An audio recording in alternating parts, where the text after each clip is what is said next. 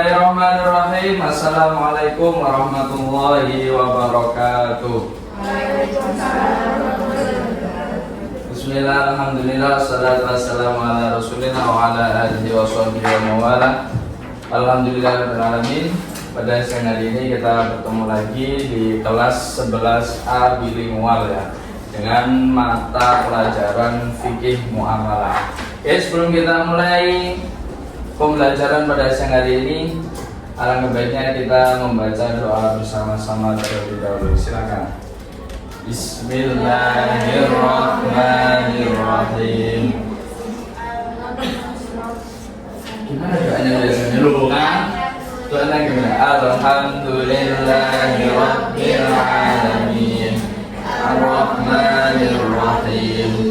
Maliki yaumiddin. Iyyaka na'budu wa iyyaka nasta'in. Ihdinas siratal mustaqim. Siratal ladzina an'amta 'alaihim ghairil maghdubi 'alaihim waladdallin. Amin amin ya rabbal alamin.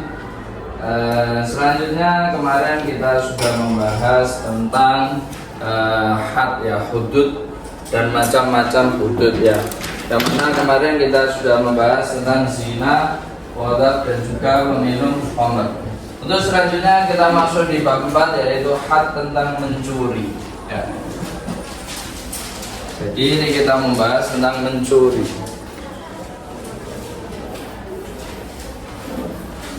Satu materi pertemuan pada siang hari ini ya.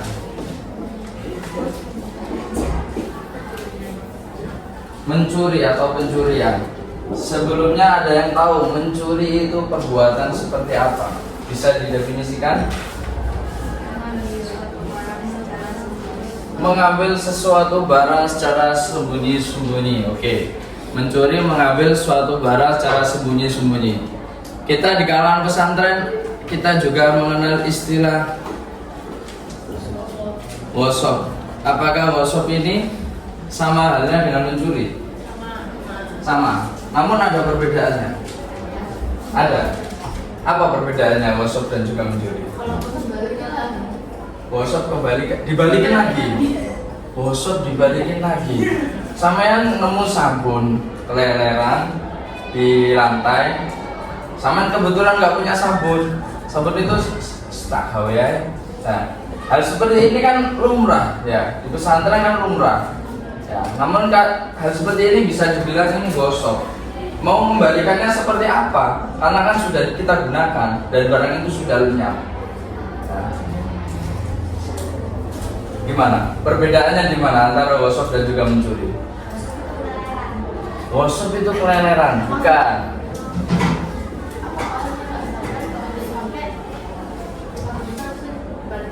Orangnya nggak sadar dipakai itu kan kalau berupa barang ya, pemakaian suatu barang. Kalau semisal barang itu setelah kita pakai, barang itu sudah tidak ada. Misal makanan jajan ya, jajan ada, misal ada suatu jajan beng-beng tergeletak di meja, tidak ada yang memiliki. Zaman merasa ini nggak ada yang punya, tak ambil aja. Ini secara hukum dia ini bisa dihukumi mencuri atau menggosok. Setelah saman ambil, saman makan, mau mengembalikannya seperti apa? Atau dikembali kamu belikan beng lagi, kamu kembalikan di sini lagi, diambil lagi. Perkara seperti ini namanya gosok atau mencuri? Kalau mencuri, ya. Jadi perbedaannya gosok sama mencuri. Kalau gosok itu dilakukan secara terang-terangan dan jelas. Ya. Kalau mencuri itu secara sembunyi-sembunyi. Kalau perkara yang tadi sama yang bilang ini mengambil makanan tadi yang tergeletak, itu kan secara terang-terangan, tidak ada yang artinya tidak ada yang barang itu sudah dibiarkan atau tidak jelas kepemilikannya siapa. Nah, gosok ini sendiri perbedaannya dengan mencuri yaitu dilakukan secara sembunyi-sembunyi, gosok dilakukan secara terang-terangan. Hukumnya sebenarnya hampir sama, 11-12 antara mencuri dan juga menggosok. juga tidak boleh ya. Ada pertanyaan atau masih bulat? Berarti masanya lebih ada yang tahu. Ada yang tahu? Misalkan keminum sama kita. Minum? Ibarat kita dia hukumnya haram atau haram? Ya haram, gosok. Tidak ada yang punya dan kita tidak tahu ini punyanya siapa.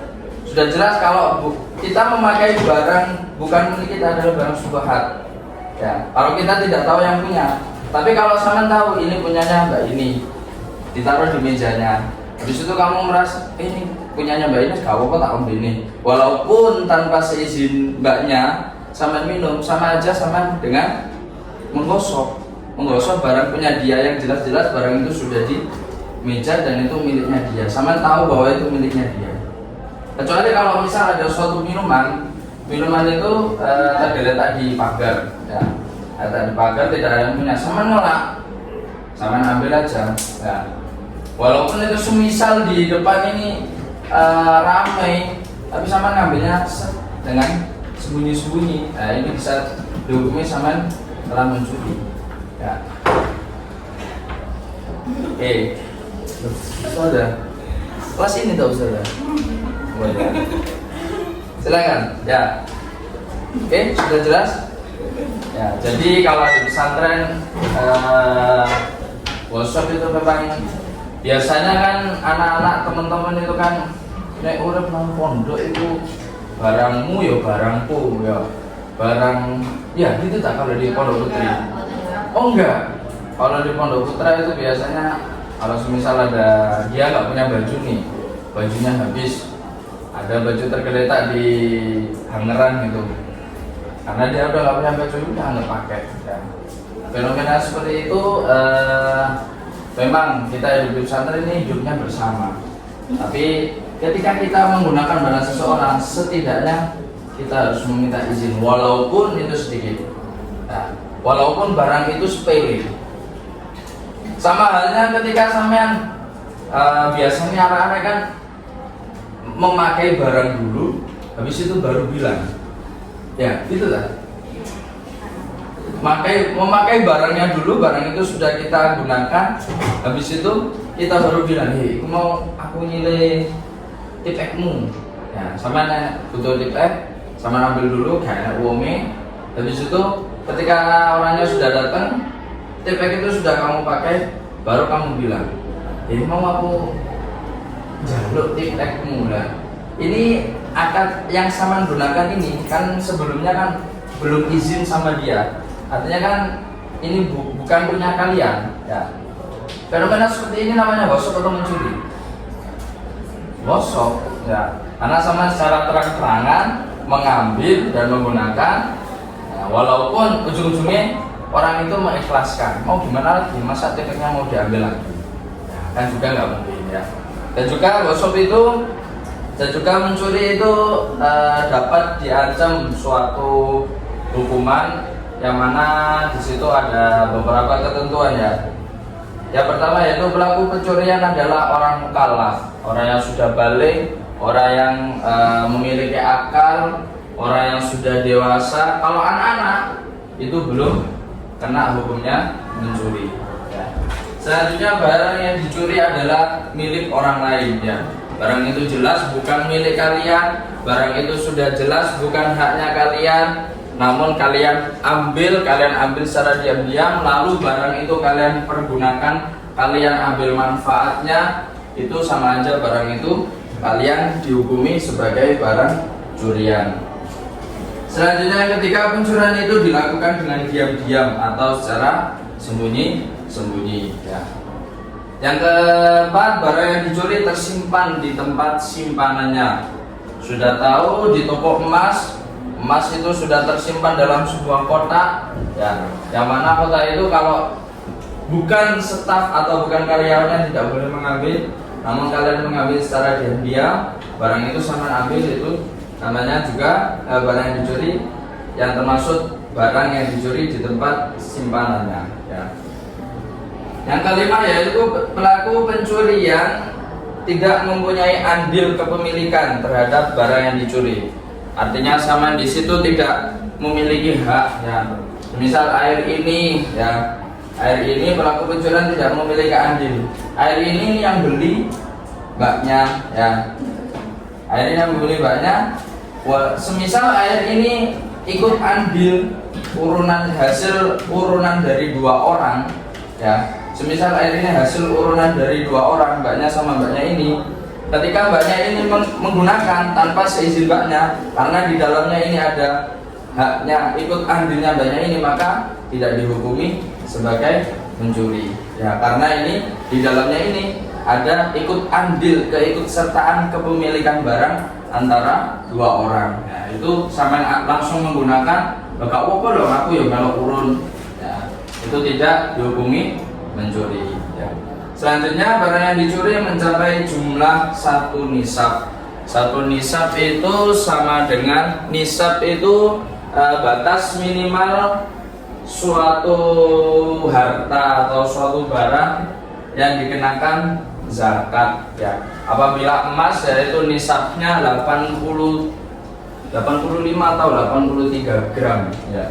Kalau pertanian itu semisal memiliki beras simpanan yang mana sudah bisa menyimpan barang, semisal emas tadi ya, 85 kg dalam 1 tahun, itu emasnya itu tersimpan rapi, tidak dikeluarkan dan juga tidak digunakan, maka di situ terhitung kena 1 nisab. Ya, 1 nisabnya berapa nanti ada di perzakatan, bab tentang zakat. Nanti akan dijelaskan di pertemuan yang akan datang.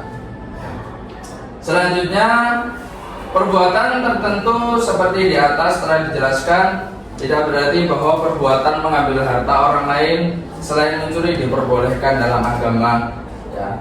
Baik pencuri maupun perbuatan mengambil harta orang lain secara tidak salahnya seperti mencopet, merampas atau korupsi, semuanya termasuk perbuatan dosa yang diancam dengan azab di akhirat.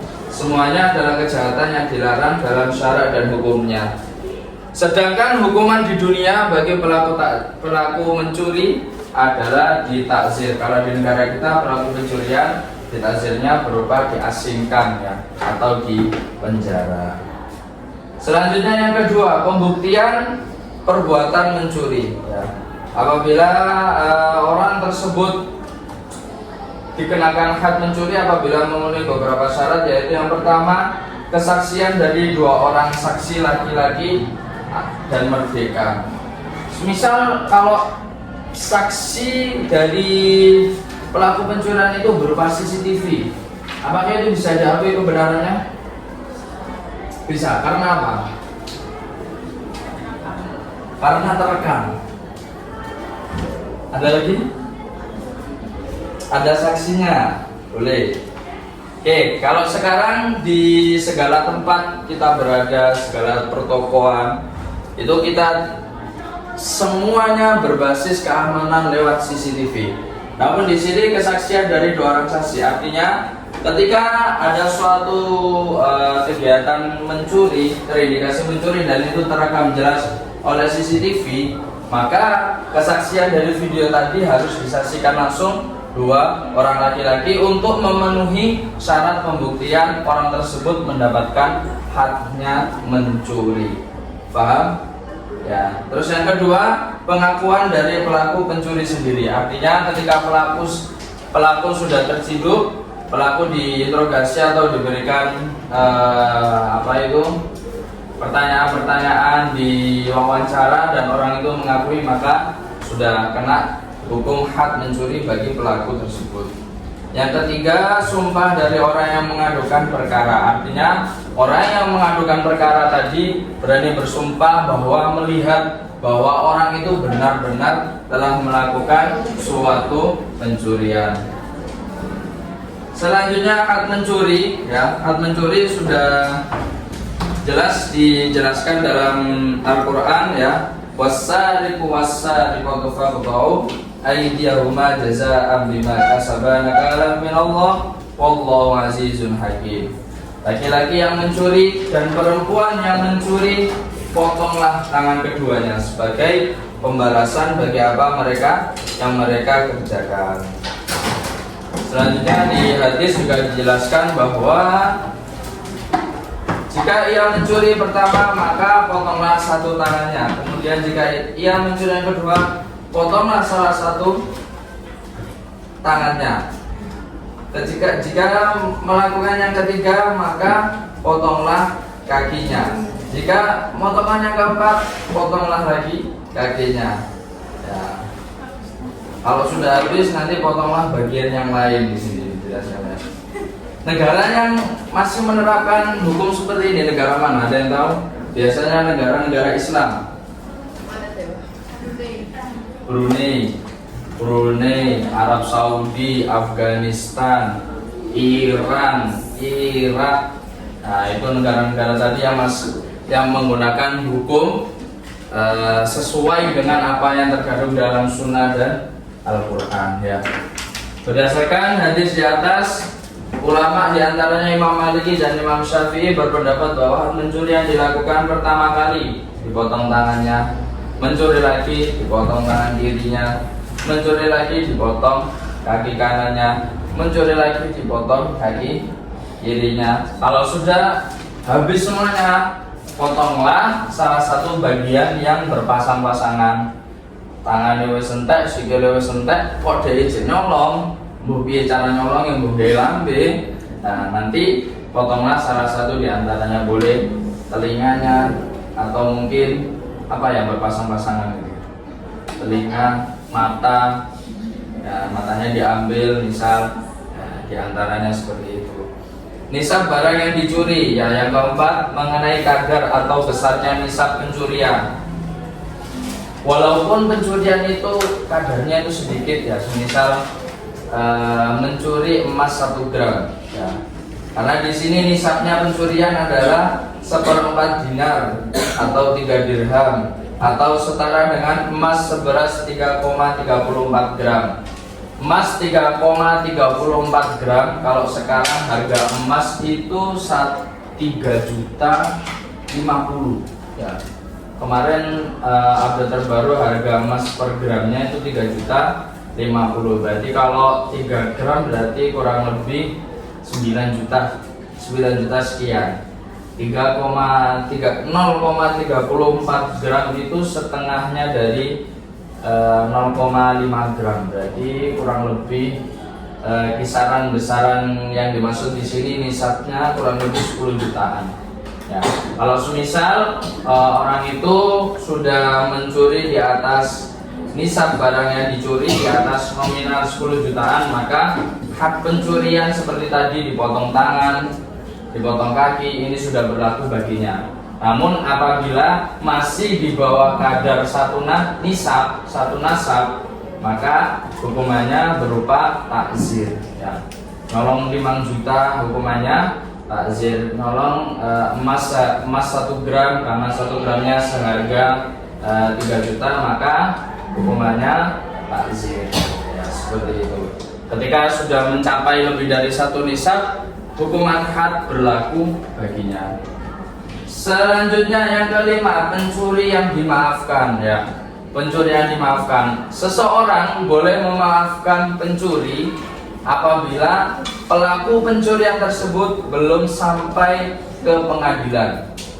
Artinya ketika ada suatu perkara pencurian atau suatu perkara hukum, apabila sudah masuk ke pengadilan, maka pengadilan berlaku sesuai hukum haknya yang ada di dalam Al-Quran atau hadis.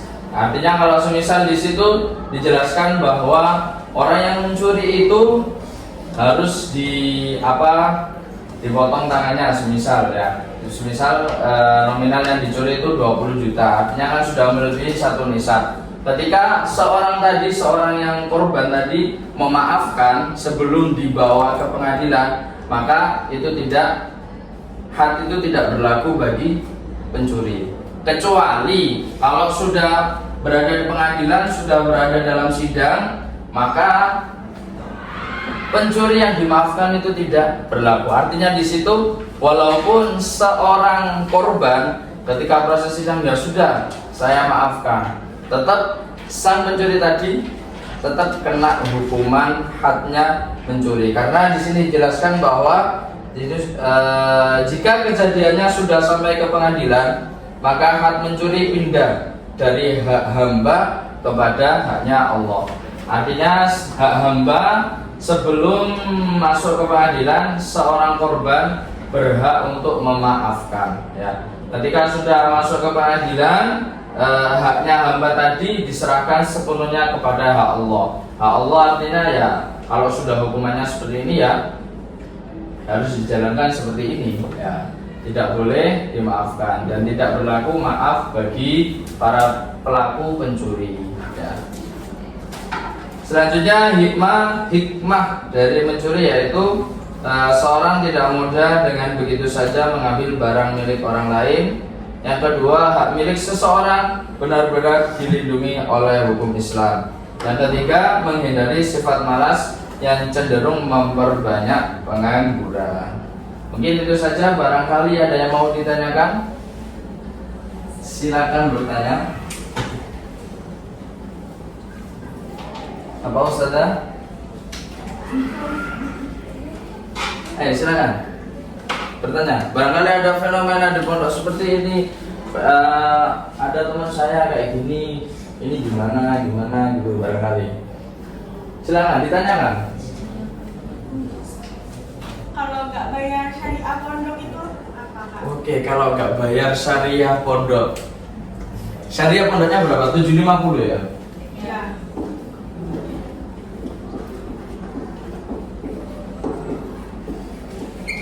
Iya. Saya jawab ya. Karena di dalam syariah pondok ini kalian diberikan yang namanya hak pendidikan.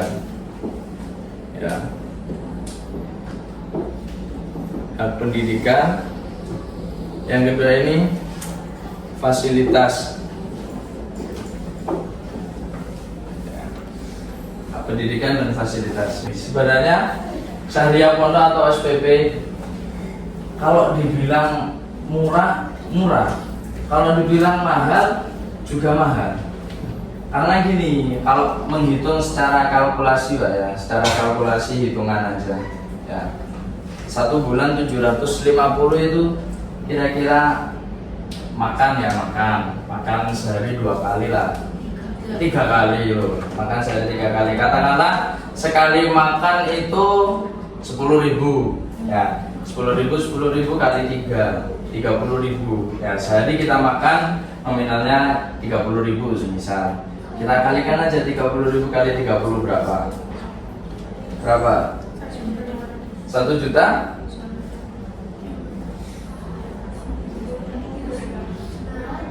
900 ya. Oke. Fasilitas di sini Anda makan. Kita ambil rata-rata 10.000 kali 3, karena kita sehari makannya 3 kali berarti 30 kali 30 hari, ketemunya 900. Ini baru fasilitas berupa makan. Belum lagi ini saya jelaskan syariahnya dulu ya. Belum lagi fasilitas apa gedung atau listrik lah ya. Ambil berapa ya. Dari nominal ini sudah kurang jauh dari biaya makannya saja ya. Pendidikan, hak pendidikan, sekolah, ngaji, diniyah, apa? Sekolah, ngaji, diniyah ya. Nah ini hitungan aja, hitungan SPP dulu ya. Terus dengan biaya seperti ini kalian sudah 1 bulan berjalan, makannya 3 kali lancar, ngajinya lancar, sekolahnya lancar, diniyah lancar. Oke, mungkin ada keterbatasan orang tua Ustaz, mungkin lagi ada masalah di rumah. Oke, bulan keduanya masih sama, tidak mau memberikan pembayaran SPP-nya. Nah, fenomena seperti ini biasanya harus tumbuh mulai dari santri atau orang tua yang harus membayarkan. Kalau dibilang mencuri, ya bukan mencuri, apa ya menurut ini gosok, ya nggak gosok sih, ya apa ya jadi ya pantas-pantasan lah, sama harus diwai sudah dikasih fasilitas segini banyaknya, ya berhutang kalau saya. Bukan mencuri, bukan gosok, berhutang hukumnya jadinya. Ya. Artinya apa? Kalian sudah diberi, kalian sudah jelas diberi ini, kalian sudah menikmatinya. Namun dengan ada biayanya seperti ini, kalian masih belum membayarkannya. Ya, ini 750 ini kali berapa bulannya ini? Berarti kamu dihukumi masih berhutang sama pondok. Artinya apa? Kamu menggunakan dulu, namun membayarnya di terakhir, ya itu berhutang. Ya. Nah hutang kan mulus sih, sama pakai uangnya dulu, ada uang, sama gunakan dulu, habis itu baru kalau ada uang bisa kalian bayar ya. SPP 750 mahal atau murah? Kalau menurut sama enggak? Kalau menurut sama kan sama di pesantren murah, yang lain atau mungkin barangkali ada yang keberatan, sedang-sedang aja ya. Kalau coba dikalkulasi, sekarang pesantren itu nggak ada yang mahal. Pesantren sekarang murah-murah. Ya. Ada yang ditanyakan Ustazah? Sudah? Sudah nggak ada? Ya. Kita baca doa. Ada doanya, penutupannya. Ada. Kita baca doa dulu. Bismillahirrahmanirrahim. Subhanallahumma wa bihamdika asyhadu an la ilaha illa anta astaghfiruka wa atubu ilaik. Oke, cukup sekian, semoga bermanfaat pertemuan pada siang hari ini. Tetap jaga semangat belajarnya ya. Gunakan dengan semaksimal mungkin. Ya, kurang lebihnya mohon maaf. Assalamualaikum warahmatullahi wabarakatuh.